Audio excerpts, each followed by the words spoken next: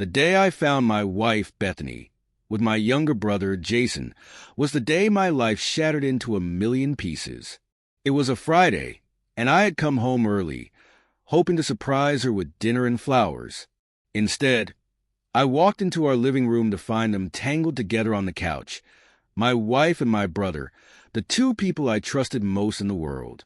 Jason looked up first, completely unbothered by the fact that I had just caught him with another man's wife. My wife. "Oh," he said, like he'd been expecting me. "Guess you're home early." Bethany didn't even flinch. She sat up, smoothed her hair, and gave me the most dismissive look I'd ever seen. "Caleb, don't make this a bigger deal than it needs to be." "Don't make this a big deal?" I repeated, my voice shaking. "You're sleeping with my brother." Jason leaned back, that signature cocky smirk plastered across his face. "Relax, bro. It's not like you didn't see this coming. Let's face it, you've been checked out of this marriage for a while now." The audacity of his words sent a wave of rage crashing through me. But before I could respond, Bethany chimed in. "Jason just understands me better, Caleb. He's everything you're not. Spontaneous, exciting, alive." I felt like the ground had been ripped out from under me. I'd spent years building a life with Bethany, sacrificing, providing, loving her in every way I knew how. And here she was, throwing it all away for my younger brother, the golden child who could do no wrong. I left without another word, slamming the door behind me. My chest felt tight, my mind racing with questions I couldn't begin to answer. How had it come to this? What had I done to deserve such a betrayal? But the nightmare didn't end there. When I told my parents what had happened, I expected them to be furious with Jason. Instead, they looked at me like I was the one who'd done something wrong. "Well, Caleb," my mother said hesitantly, "maybe Jason and Bethany are just better suited for each other." My father, always the pragmatic one, nodded. "It's unfortunate, son, but you can't force love." Force love? I couldn't believe what I was hearing. My own family was siding with Jason, the same brother who had betrayed me in the worst possible way. "Are you serious?" I demanded, my voice rising. "He's my brother. She's my wife. Ex-wife," my father corrected gently, as if that would soften the blow. That was the moment I realized I was alone. My parents, who had always doted on Jason, had chosen him over me without a second thought. And Bethany's parents? They were no better. "We're sorry, Caleb," her mother said when I called to explain the situation. "But Bethany deserves to be happy, and if Jason makes her happy, who are we to stand in the way?" It was as if my years of loyalty, hard work, and love meant nothing. Within days, Jason had moved into my house, the one I had spent years paying off. My parents were thrilled, acting as though Jason and Bethany were the perfect couple. Meanwhile, I was left to pick up the pieces of my shattered life. I moved into a tiny one-bedroom apartment across town. It was nothing like the home I had shared with Bethany, but it was mine. For the first time in years, I didn't have to answer to anyone or pretend that everything was okay. The loneliness, however, was unbearable. Nights were the worst. I'd sit on the worn-out couch, staring at the blank walls, replaying betrayal over and over again in my mind. I wanted answers, but there were none. Why wasn't I enough? What did Jason have that I didn't? The questions haunted me, but I knew dwelling on them wouldn't change anything. So I threw myself into work, picking up extra shifts and taking on every project I could. The busier I was, the less time I had to think about what I had lost. Weeks turned into months, and slowly, I started to rebuild. I went to therapy, joined a gym, and even started going out with friends again.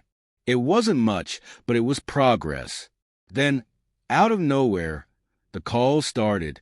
At first, I ignored them. My mother had called me twice in one morning, followed by a string of texts asking me to call her back. I didn't bother replying. I had nothing to say to her or anyone else who had abandoned me. But the calls didn't stop. By the third day, I finally gave in and answered. "Caleb, My mother's voice crackled to the line, "We need to talk." "Why?" I asked coldly. "It's about Jason and Bethany," she said, her tone unusually hesitant. Things aren't going well." I let out a bitter laugh. "Not my problem. Jason's leaving her," she blurted out. "He says he's met someone else." The words hung in the air, heavy with irony. Of course, Jason was leaving. He'd never been the type to stick around when things got tough. "And what does that have to do with me?" I asked. "Well," she stammered, "Bethany's struggling, Caleb. She's all alone now. And we were hoping you could step in." "Step in," I repeated, barely able to believe what I was hearing. "You were her husband once," my mother said, her voice pleading. "And family looks after each other. It's your duty as a man to—" I cut her off, my anger boiling over. "You have some nerve," I snapped. "After everything you did, everything you didn't do, you expect me to swoop in and fix this? Jason's mess is his problem, not mine." "Caleb, please," she begged. "She's not the only one who needs you. We need you." But I didn't care anymore. They had made their choices.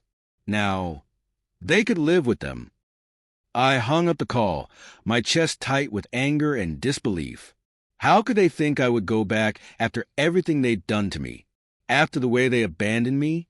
For months, they had treated me like I didn't exist, like I wasn't worth defending or supporting. And now, because Jason couldn't commit, they wanted me to pick up the pieces of the life he destroyed? The audacity was infuriating, but the calls didn't stop. My mother, my father, even Bethany tried to reach out. At first, it was just voicemails filled with guilt-tripping messages about family and responsibility. Then they escalated to pleading texts. Each one pushed me further into my resolve. I wasn't going to give them the satisfaction of a response. One morning, though, my father caught me off guard. I was at the coffee shop near my apartment, trying to get some work done, when he walked in. He looked older than I remembered, thinner, too, but the sight of him didn't stir any sympathy in me. "Caleb," he said cautiously, his voice low as he approached my table. I didn't look up. "What do you want?" He pulled out the chair across from me and sat down without asking. "I know you're upset. You have every right to be. But your mother and we've made mistakes. We just want to talk." I set down my coffee, finally meeting his gaze. "Talk about what?" "How you chose Jason over me. How you told me to get over it while he took everything that was mine." He flinched, but I didn't care. "We didn't handle things the way we should have," he admitted. "But Caleb, we're still family. And family doesn't turn their backs on each other." I leaned back in my chair, letting out a humorless laugh. "That's rich coming from you. Where was all this talk about family when I needed you? When I came to you broken, and you told me Jason was a better fit for Bethany?" He shifted uncomfortably in his seat. "Look, your brother he's always been charming. We didn't realize how much we hurt you until Jason bailed." I interrupted, my voice sharp. "Until his selfishness came back to bite you." "Caleb, please," he said, his tone softening. "Bethany's struggling. She's not the person she was before. Jason broke her, and she needs someone to help her get back on her feet." I shook my head, incredulous. "And you think I'm the person for that job? The one she cheated on and tossed aside? The one you abandoned?" "No, Dad. That's not my responsibility. It never was." His face fell, and for a moment, he looked genuinely remorseful. But I wasn't going to let him manipulate me. I grabbed my coffee and stood up, ready to leave. "We're done here," I said firmly. "Don't contact me again." As I walked out of the coffee shop, I felt a mix of emotions, anger, relief, and a faint twinge of sadness.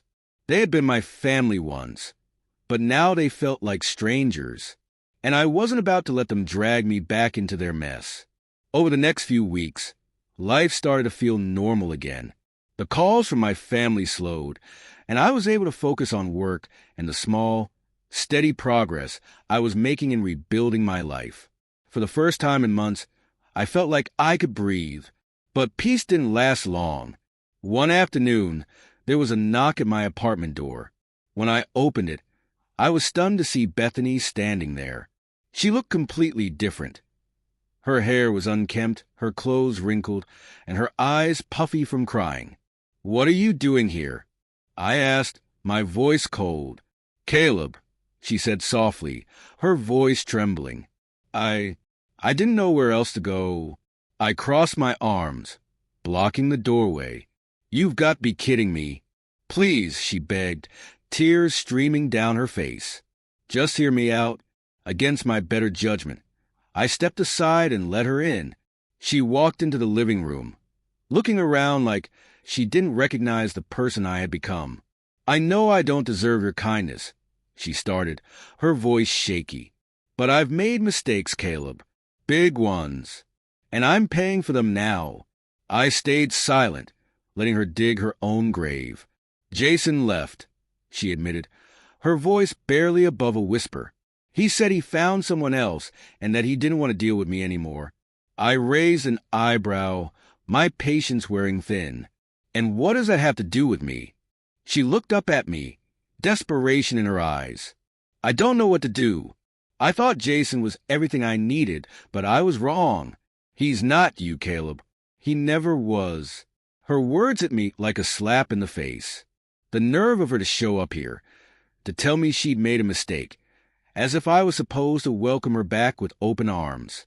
"You made your choice, Bethany," I said, my voice hard. "You wanted excitement, spontaneity. You wanted Jason. Well, you got him. And now you get to live with the consequences." "Caleb, please," she sobbed. "I know I hurt you.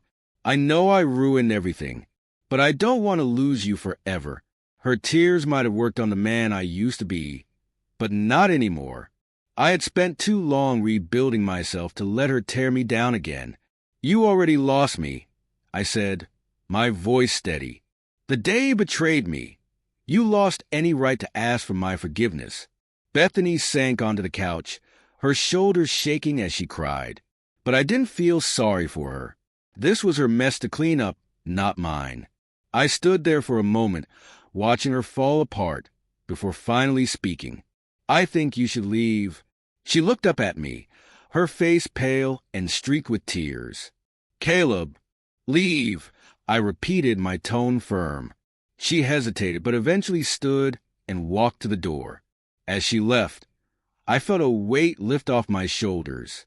For the first time, I realized I was truly free.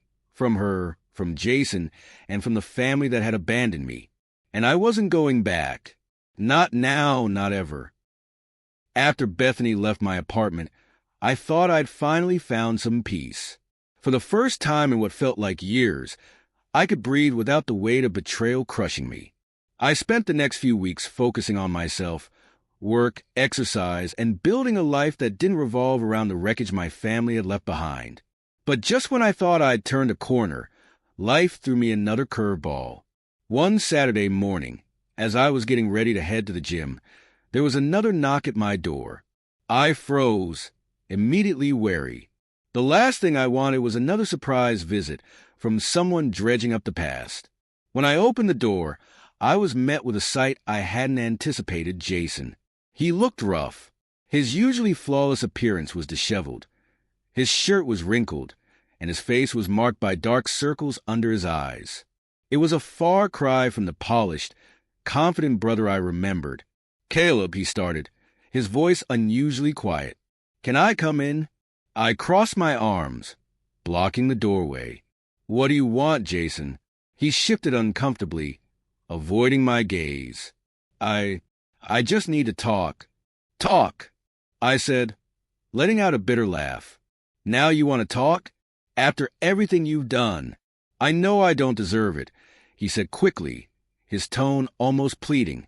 "But please, just give me 5 minutes." I hesitated. Every part of me wanted to slam the door in his face, to tell him to get lost and never come back. But curiosity got the better of me. I stepped aside, gesturing for him to enter. Jason walked in slowly, looking around my apartment like he was seeing a different version of me for the first time. He sat down on the couch without waiting for an invitation, running a hand through his messy hair. "So," I said, leaning against the wall, "what do you want?" He looked up at me, his eyes filled with something I'd never seen before, regret. "I screwed up, Caleb. Big time." I didn't respond, letting the silence push him to continue. "Bethany and I, it was never real," he admitted, his voice cracking. "I thought I wanted her, thought I could have what you had and make it better. But it was all a lie." I raised an eyebrow, unimpressed. "And you're just realizing this now." "She was never happy with me," he said, ignoring my jab. "Not really. And honestly, I wasn't happy either. I thought being with her would make me feel, I don't know, superior, like I'd finally beaten you at something. But it just made me feel empty." "Beaten me?" I repeated, my anger flaring. "This wasn't a game, Jason. This was my life. My marriage." "I know," he said quickly, his voice desperate. "I know I destroyed everything, Caleb. I was selfish, and I didn't care about the consequences. But now I'm paying for it. I've lost everything, Bethany, Mom and Dad, even myself." "Good," I said coldly. "You deserve it." He flinched, but I didn't care. I wasn't about to let his sudden remorse erase the damage he'd caused. I needed to tell you I'm sorry," he said, his voice barely above a whisper. "For what it's worth, I regret everything." I stared at him, my mind racing. Part of me wanted to believe him, to think that maybe he'd finally realized the weight of his actions. But another part of me couldn't shake the feeling that this was just another one of his manipulations, a way to absolve himself of guilt without truly making amends. "You think saying sorry fixes anything?" I asked, my voice sharp. "Do you have any idea what you took from me? My wife, my family, my sense of trust. You don't just get a waltz in here and expect me to forgive you because you feel bad now." Jason hung his head, his shoulders slumping. "I'm not asking for forgiveness," he said quietly. "I just wanted you to know that I hate myself for what I did. And if I could go back and undo it all, I would." The sincerity in his voice caught me off guard, but I wasn't ready to let my guard down. I'd learned the hard way that trusting Jason was a mistake. "Is that all?" I asked, crossing my arms.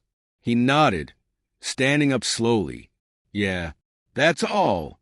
As he walked to the door, he paused, turning back to face me. "I know I don't deserve it, but I hope one day you can find it in your heart to forgive me. Not for me, but for yourself." I didn't respond. I couldn't. After he left, I sat on the couch, my mind swirling with emotions. Anger, sadness, confusion, it was all too much. Jason's apology had stirred something in me, but I wasn't sure if it was closure or just another layer of pain. I decided to distract myself by heading to the gym, hoping that the physical exertion would clear my mind. But as I pushed through my workout, Jason's words echoed in my head. Could I forgive him? Did I even want to? The truth was, I didn't know. All I knew was that I wasn't ready to face those questions yet. Over the next few days, I tried to move on, but the past had a way of creeping back in. My parents called again, leaving another voicemail asking me to come over for dinner. "We want to make things right," my mother said, her voice trembling. I didn't respond. I couldn't trust them anymore, not after how easily they dismissed me. But a part of me wondered if this was the only chance I'd get to find some semblance of closure with them. As much as I hated to admit it, the anger I carried was exhausting. It weighed on me like a stone, dragging me down even as I tried to rebuild my life. The next Saturday, I found myself standing outside my parents' house, staring at the front door. I hadn't planned on coming, but something inside me, curiosity maybe, had pushed me here. I took a deep breath and knocked. When my mother opened the door, her face lit up with surprise and relief. "Caleb," she said, her voice trembling. "You came?" "Don't read too much into it," I said, stepping inside. The house smelled the same, like fresh-baked bread and lavender candles. It was a stark reminder of the life I used to have, a life that felt like a distant memory now. As I sat down in the living room, my parents and Jason joined me. The atmosphere was tense, filled with unspoken words and lingering regrets. "Why am I here?" I asked, breaking the silence. My father cleared his throat, his expression unusually serious. "Because we owe you the truth. The truth." I wasn't sure I was ready for whatever that meant, but I stayed anyway. For the first time in months, I felt like the answers I'd been searching for might finally be within. The tension in the room was unbearable. My mother sat at the edge of her seat, wringing her hands, while my father kept glancing at Jason, who stared at the floor like a scolded child. The air felt heavy, thick with unspoken words and barely concealed guilt. "Well," I asked, breaking the silence, "what's this truth you owe me?" My father cleared his throat, his deep voice strained. "Caleb, we didn't handle things right when everything fell apart. We should have stood by you. You think—" I shot back, my tone biting. "You kicked me to the curb and acted like I didn't exist. All for him." I jabbed a finger in Jason's direction, who flinched but said nothing. My mother's eyes welled up with tears. "We thought we were doing what was best for the family," she said, her voice trembling. "Jason, he's always been the one who needed more attention, more support. We thought if we didn't stand by him, he'd fall apart. And what about me?" I asked, my voice rising. "Did it ever cross your minds what I needed? Or was I just collateral damage in your mission to protect your golden boy?" My mother let out a small sob, and my father placed a hand on her shoulder, his expression grim. "We were wrong," he admitted. "We see that now. We let our bias cloud our judgment, and in doing so, we failed you." Their words should have felt like vindication, but they didn't. It was too little, too late. The damage was done, and no amount of apologies could undo it. Jason finally spoke, his voice barely above a whisper. "They didn't know everything, Caleb. About me. About Bethany." I narrowed my eyes at him, crossing my arms. "What are you talking about?" He swallowed hard, his atoms apple-bobbing. "Bethany didn't leave me. I left her. That caught me off guard." "What?" "I ended things," he said, his voice steadier now. "It wasn't working. She was unhappy. And so was I." "Unhappy?" I repeated, incredulous. "What did you think was going to happen when you betrayed me and blew up our lives? Rainbows and sunshine." Jason flinched but kept talking. "I thought I wanted her. I thought she was what I needed to prove something. To myself, to you. But it was a mistake. We were toxic together, Caleb, and she knew it too." I stared at him, my mind racing. This was a side of the story I hadn't considered. I'd always assumed they were blissfully happy together, living their dream life while I struggled to pick up the pieces. But now, hearing Jason admit that it had all been a facade, I wasn't sure what to feel. "So what?" I said, my tone sharp. "You realize you screwed up, and now you want sympathy? Forgiveness?" "Forget it, Jason. It's not about that," he said quickly. "I don't expect you to forgive me. Hell, I wouldn't forgive me if I were you. But there's more you need to know. About Bethany." I froze. His tone was serious, almost ominous. "What about her?" I asked, my stomach churning. "She's been reaching out to me," he said, avoiding my gaze. "She wants to come back. To you." For a moment, the room spun. The idea of Bethany wanting to reconcile was so absurd, so unthinkable, that I almost laughed. "To me?" I said, my voice dripping with disbelief. "You're kidding." Jason shook his head. "She told me she made a mistake, that she never should have left you. She said she still loves you." The words hung in the air like a toxic cloud. My parents exchanged uneasy glances, and my mother reached for my hand, but I pulled away. "She loves me?" I said, my voice rising. Is that supposed to make everything okay? After what she did. After what you did. I'm just telling you what she said, Jason replied, his voice defensive. I'm not saying you should take her back. God knows I wouldn't if I were you. But I thought you deserved to know. I stood up, pacing the room as anger and confusion swirled inside me. Bethany's betrayal had shattered me. And now, the idea of her crawling back after everything was almost too much to process. Why are you telling me this? I demanded, turning to Jason. What do you want from me? Nothing, he said, his voice sincere. I'm trying to make things right in whatever small way I can. You don't have to believe me, but I'm not the same person I was back then. I stared at him, searching for any sign of deception. But for the first time, he seemed genuine. My father cleared his throat, drawing my attention. Caleb, we know we've let you down in ways that can't be undone, but we want to move forward. As a family, if you're willing to give us that chance. I looked around the room at the people who had hurt me more deeply than I thought possible. Part of me wanted to walk out and never look back, to leave them in the wreckage they'd created. But another part of me, the part that still longed for connection, for closure, hesitated. I don't know if I can trust any of you, I said honestly. We'll earn it, my mother said, her voice trembling. Whatever it takes. Jason nodded. I don't expect you to forgive me, Caleb, but I want to prove that I can be better, that I'm not the same selfish idiot who tore your life apart.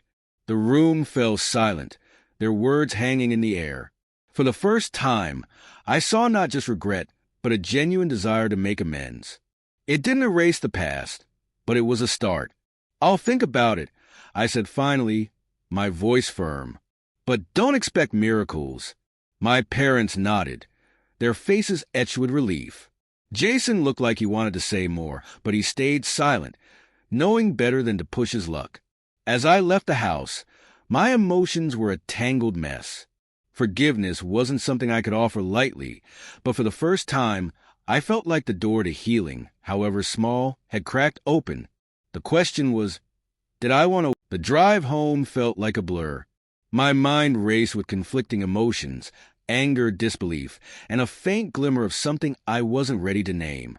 Was it hope? No, I told myself. It couldn't be. Too much damage had been done, and no half-hearted apologies or sudden revelations could change that. I parked in front of my apartment and sat there for a moment, staring at the steering wheel. It was almost comical how quickly my life had gone from quiet to chaotic. For years, I'd lived in a bubble of solitude, free from the tangled mess of my family's drama. Now, in the span of a single day, they'd crashed back into my life, bringing with them old wounds I'd worked so hard to heal. As I climbed the stairs to my apartment, I found myself replaying Jason's words over and over again. She still loves you, the idea was laughable. Bethany had made her choice years ago, and it hadn't been me. So why now? Why come crawling back after all this time? I unlocked the door and stepped inside, the familiar silence of my apartment greeting me. Normally, it was comforting. Tonight, it felt oppressive. Tossing my keys onto the counter, I grabbed a beer from the fridge and collapsed onto the couch. The memories came flooding back before I could stop them. Bethany and I had been happy once, or at least, I thought we had been. She'd been my rock, my partner, the one person I thought I could trust above all else. And then Jason had come along, with his charm and his endless need for validation, and everything had crumbled. I took a long swig of the beer, trying to push the thoughts away, but they wouldn't leave. Instead, they morphed into questions. What did Bethany want from me? And why now? Was it genuine regret? Or was she just trying to salvage her reputation now that Jason had left her? Before I could spiral any further, my phone buzzed on the coffee table. I glanced at the screen and froze. Bethany. Her name glowed on the screen, the letters stark against the darkness of the room. My first instinct was to ignore it, to let it ring until it stopped. But something made me pick up the phone and swipe to answer. Hello. My voice came out harsher than I intended. There was a pause on the other end, followed by a shaky breath. Caleb, it's me. I know, I said flatly. What do you want? I know I'm probably the last person you want to hear from right now, she began, her voice trembling. You're not wrong, I interrupted, my tone icy. So if you've got something to say, make it quick. Another pause. I made a mistake, she said finally. A huge mistake. And I've been living with that regret every single day. I laughed bitterly. Oh, spare me the sob story, Bethany. You didn't just make a mistake. You made a choice that destroyed everything we had. I know, she said, her voice breaking, and I hate myself for it. I've tried to move on, but I can't. I can't stop thinking about you, Caleb. About us. There is no us, I snapped. Not anymore. She let out a shaky breath, and I could hear the faint sound of crying on the other end. I don't expect you to forgive me, she said quietly, but I had to tell you how I feel. I had to try. I rubbed a hand over my face, torn between anger and a strange sense of pity. You had years to tell me this, Bethany. Why now? What changed? Jason, she admitted. He left me. He said he never really loved me, that I was just a way for him to one-up you. And he was right. Our relationship was built on lies and selfishness, and it fell apart because of it. Her words cut deeper than I expected. I'd always suspected their relationship was doomed, but hearing her confirm it felt strangely hollow. So now that Jason's gone, you think you can just waltz back into my life and pick up where we left off? I asked, my voice dripping with sarcasm. No, she said quickly. I know it's not that simple. I know I don't deserve a second chance. But I had to tell you the truth. I had to tell you that I still love you. Even if it doesn't change anything. I sat there in silence, the weight of her words pressing down on me. A part of me wanted to hang up, to shut her out and never look back. But another part of me, the part that still remembered the good times, the love we once shared, hesitated. I don't know what you expect me to say, I said finally. You don't have to say anything, she replied. I needed you to know. The call ended shortly after, leaving me alone with my thoughts. I stared at the phone in my hand, torn between anger and confusion. Bethany's words had stirred something in me, something I wasn't ready to face. For years, I'd told myself I was better off without her, that I didn't need her or anyone else to find happiness. But now, as I sat in the silence of my apartment, I couldn't shake the feeling that my past wasn't as neatly buried as I thought. And as much as I hated to admit it, a small, treacherous part of me wondered if there was still something worth salvaging. The days that followed Bethany's phone call were heavy with indecision. I told myself I had moved on, that her sudden confession was nothing more than a desperate attempt to patch the gaping holes in her life. But her words lingered, gnawing at the edges of my resolve. Then came the knock on my door. It was late, and I wasn't expecting anyone. For a moment, I considered ignoring it, but curiosity got the better of me. I swung the door open to find Bethany standing there, her face pale and tear-streaked. She looked smaller somehow, like the weight of her mistakes had finally caught up with her. Bethany, I said, my voice cold. What are you doing here? I need to talk to you, she said, her voice barely above a whisper. I hesitated, then stepped aside to let her in. She moved cautiously, as if unsure of her welcome. Once inside, she turned to face me, her hands wringing nervously. I know I have no right to ask for your time, she began, her voice trembling. But I need you to hear me out. Please. I crossed my arms, leaning against the counter. You've got 5 minutes. Make it count. She nodded, taking a deep breath. I've been a fool, Caleb. I threw away the best thing that ever happened to me for someone who didn't care about me. Jason used me. He manipulated me into thinking he was better, that he could offer me something you couldn't. But it was all a lie. He never loved me. and I let myself fall for it because I was too blind to see what I already had. Her words spilled out in a torrent, raw and unfiltered. I don't expect you to forgive me. I don't deserve your forgiveness. But I want you to know that I've learned from my mistakes. Losing you is the worst thing that's ever happened to me, and I'll regret it for the rest of my life. I stared at her, my mind racing. Her confession was everything I'd wanted to hear for years, yet now that she was saying it, I felt nothing but emptiness. The woman I had loved, the woman who had destroyed me, was standing before me, begging for redemption, and I realized something I hadn't been able to admit before. I didn't need her anymore. "Bethany," I said, my voice steady, "I appreciate your honesty, but you're right. You don't deserve my forgiveness. What you did broke me in ways I didn't think I could be broken, and while I've rebuilt myself, I didn't do it for you. I did it for me." Her eyes filled with tears, and she nodded, her shoulders sagging. "I understand," she said quietly. I needed to tell you how I feel." There was a long silence between us, the air thick with unspoken words. Finally, I spoke. "You need to figure out who you are without me, Bethany. Without Jason. Without anyone else. Because until you do, you're just going to keep repeating the same mistakes." She nodded again, wiping her eyes. "Thank you," she said softly, "for listening." I watched as she turned to leave, a part of me tempted to stop her, to offer some kind of comfort.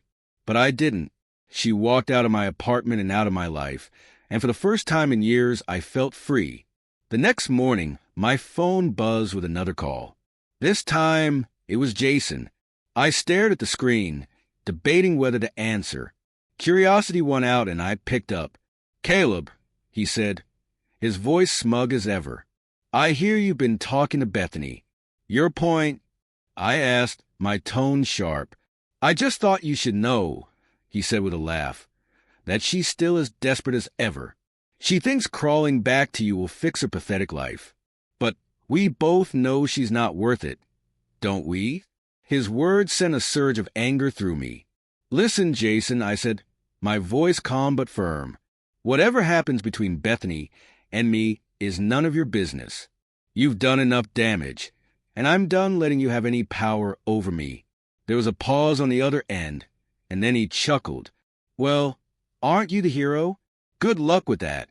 He hung up, and I set the phone down, feeling an odd sense of closure. Jason's games no longer mattered to me. Bethany's regret was hers to bear. For the first time in years, I felt like I could move forward without the weight of their betrayals holding me back. Later that day, as I sat on my balcony, watching the sun dip below the horizon, I thought about the future. I didn't know what it held, but I knew one thing for certain. I wasn't going to let the past define me anymore. Bethany had been right about one thing. I deserved better. As the sky darkened and the first stars appeared, I made a silent promise to myself. I would keep building the life I wanted, the life I deserved. And no matter who tried to pull me back into the chaos, I wouldn't let them. For the first time in a long time, I felt at peace.